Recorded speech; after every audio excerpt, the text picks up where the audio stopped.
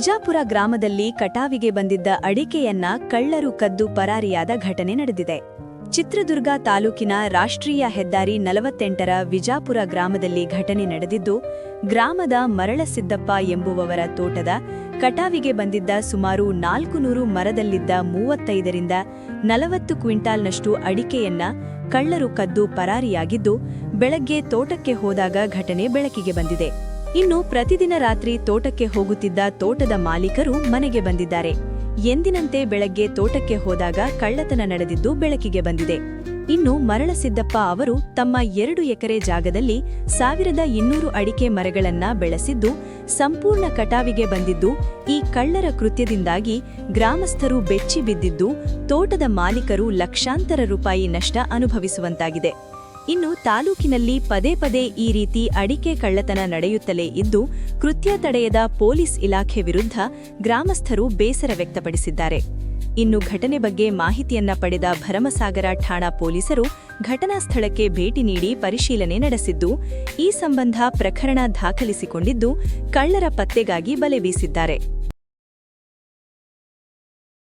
జాతీయ రహదారి 48 సమీపంలోని విజయాపుర గ్రామంలో కోతకు సిద్ధంగా ఉన్న అరెకానట్ను దొంగలు దొంగిలించి పరారైన ఘటన చోటు చేసుకుంది. గ్రామానికి చెందిన మరళసిద్ధప్పకు చెందిన తోటలో ఈ దొంగతనం జరిగిందా? సుమారు 400 అరెకానట్ చెట్ల నుంచి 35 నుంచి 40 క్వింటాళ్ల అరెకానట్ దొంగిలించబడినట్లు ఉదయం తోటకు వెళ్లిన సమయంలో బయటపడింది. తోట యజమాని ప్రతిరోజూ రాత్రి తోటను పరిశీలించి ఇంటికి తిరిగి వచ్చేవారు.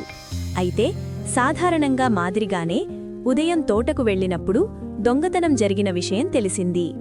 మరళసిద్ధప్పకు చెందిన 2 ఎకరాల భూమిలో మొత్తం 1200 అరకానట్ చెట్లుండగా అవన్నీ కోతకు సిద్ధంగా ఉన్న సమయంలో ఈ ఘటన జరగడం ఆందోళనకు దారితీసింది.